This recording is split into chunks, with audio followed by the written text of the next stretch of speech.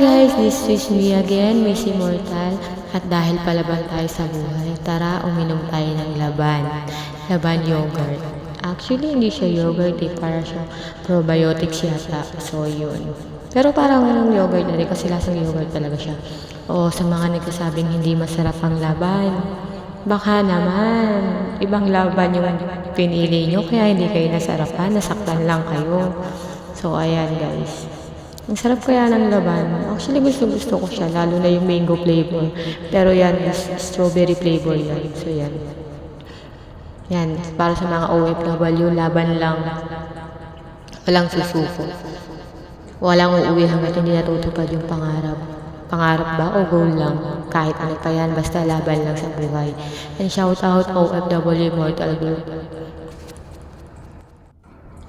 Actually, karamihan talaga is hindi nasasarapan sa laban kasi sabi nga nila is maasim daw. Yun. May pagkamaasim talaga siya kasi nga yogurt, diba? So, yung yogurt kasi talaga parang pag hindi ka mahilig sa sour. So, talagang hindi ka mahasarapan. Pero para sa akin kasi masarap siya. Creamy pa nga yung flavor niya. So, yan, tingnan nyo. Ano yan, mahaba kasi yung straw niya. So, yun, pinahaba ko na kasi maliit yung straw niya. Hindi na maabot yung sa ilalim niya. So, pinahaba ko para maabot. Tapos yan, zip ulit. Well, sabi nga nila sa akin, ba't daw ako sarap na sarap ako sa laban? Masarap naman kasi talaga siya, guys. So, yan, sisimutin ko pa talaga yan.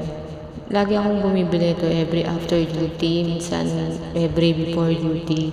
Dumadaan ako sa shop, tapos bumibili ako ng laban. Meron pang per gallon yan, pero syempre hindi ko naman maubos yun. So, yung tetra pack lang yung kaya kong ubusin. So, yun lang yung binibili ko.